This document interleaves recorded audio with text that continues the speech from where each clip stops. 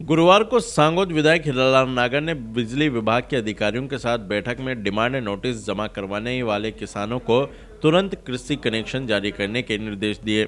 नागर ने कहा कि 2015 से 2018 तक थर्ड फेज में बाकी 348 कनेक्शन विभाग द्वारा करवाने को कहा। कांग्रेस सरकार के समय सब डिवीजन स्तर पर टेंडर करके प्राइवेट ठेकेदारों को कृषि कनेक्शन करने का काम दिया था। इस करप्शन में मंत्री व अधिकारियों को मोटी रकम मिल गई। अधिकारियों से पूर्व में किए गए टेंडर को निरस्त करने को कहा।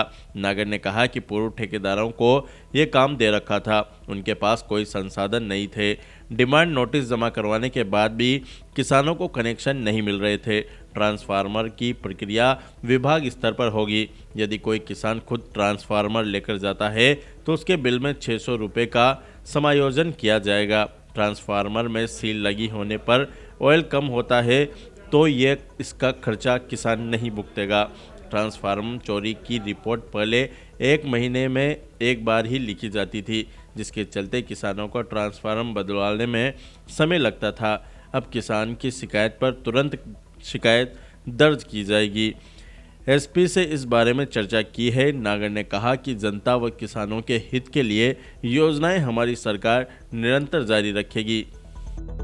देखिए, पिछली सरकार के समय आनन फानन में इन्होंने किसानों के जो कृषि कनेक्शन है उनके डिमांड नोटिस निकाल दिए। सरकार के पास मटेरियल की संसाधनों की व्यवस्था नहीं थी और इन्होंने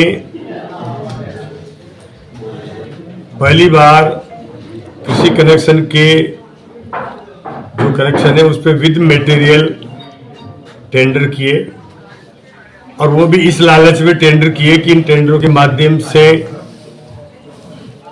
मोटा कमीशन मंत्री को मिल जाए। इसमें भी निश्चित रूप से जो विभाग की जो रेट है उससे करीब 40% ज्यादा ठेकेदारों की दरें आई है। निश्चित रूप से इसमें भ्रष्टाचार हुआ है। हमारी सरकार बन गई है, इसकी जांचें करवाएंगे कि आखिर डिपार्टमेंट की रेट जो आ रही है उससे ज्यादा पे निविदा दाता को अगर इन्होंने टेंडर दिए हैं तो उसका भी जांच होगी, उस पर भी परीक्षण होगा। उसमें जो भी दोषी पाए जाएंगे उन पर कार्रवाई भी होगी और ठेकेदारों ने टेंडर लेने के बाद भी कोताही बरती, समय पर कनेक्शन नहीं दिए, किसान भटक रहा है, उसने मोटी रकम जमा कर दी डिमांड नोटिस की, उसके बाद भी उसको 1.5 से 2 साल तक कनेक्शन नहीं मिल रहा है। इसके लिए मैंने मीटिंग बुलाई थी। मेरे यहाँ के कनवास जो सब डिवीजन है उसमें लगभग 500 कनेक्शन आज भी पेंडिंग है जिनके डिमांड नोटिस जमा है।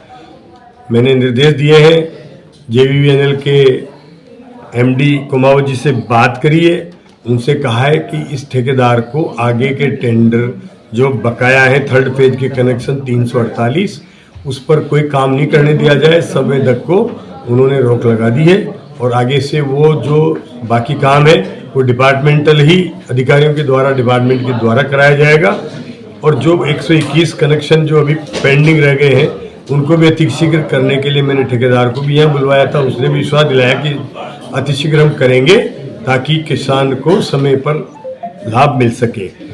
और इसी तरह से हमारे यहाँ अधिकतर ट्रांसफार्मरों की चोरी हो जाया करती है।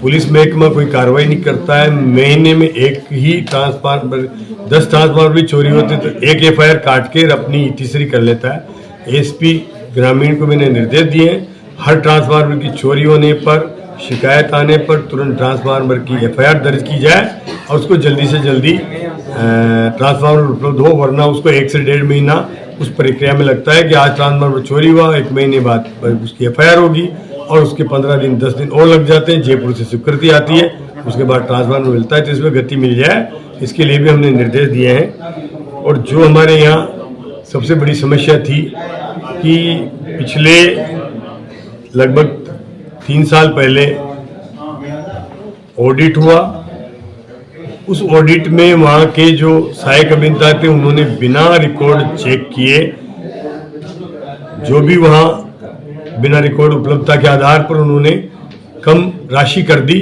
जिसकी वजह से ऑडिट ने लगभग 1.5 से 2 करोड़ रुपया वहाँ के किसानों पर निकाला है। उसके लिए भी मीटिंग बुलाई है, निर्देश दिए हैं कि पुराना रिकॉर्ड चेक किया जाए और रिकॉर्ड चेक करके उनका कोई फॉल्ट नहीं है तो उनकी राशि कम करके समायोजन किया जाए। और जो 1-1, 1.5 लाख रुपया किसी के ज़्यादा निकाल दिया, किसी के 50-60 हज़ार निकाल दिया, 2-2, 3-3 साल पुराना, उनको समायोजन करने के लिए कैंप लगाने का निर्देश दिया है, ताकि वो कैंप में आकर के वहाँ किसान आएंगे और उनका समायोजन भी होगा और उनको राहत भी मिलेगी। किसानों को फ्री बिजली मिल रही थी, वो लगातार चालू रहेगी। हाँ, वैसे किसानों में थोड़ा संशय बना हुआ है। हमारे सरकार ने पहले भी घोषणा की है, हमारे प्रधानमंत्री नरेंद्र जी मोदी ने, कि ऐसी योजनाएं जो जनहित की होगी उन योजनाओं को हम बंद नहीं करेंगे। कांग्रेस सरकार की ऐसी योजनाएं जो जनहित की योजनाएं हैं उनको भी हमारी सरकार निरंतर चालू रखेगी। देखिए, कोई किसी के नाम ये पेपरबाजी में चलते हैं और मैं एक सामान्य विधायक हूँ, मैं विधायक रहते भी अच्छा काम कर सकता हूँ और मैंने मेरे क्षेत्र में पूर्व में मंत्री रहे, उनसे भी ज़्यादा काम करके दिखाया है, इसलिए मुझे कोई ऐसी मंत्री बनने की कोई ऐसी मेरी तमन्ना नहीं है। हमारे यहाँ जो भी सरकार में मुख्यमंत्री बैठ गए हैं, ये उनकी मर्जी पे होता है कि वो किसे बनाए और किसे नहीं बनाए।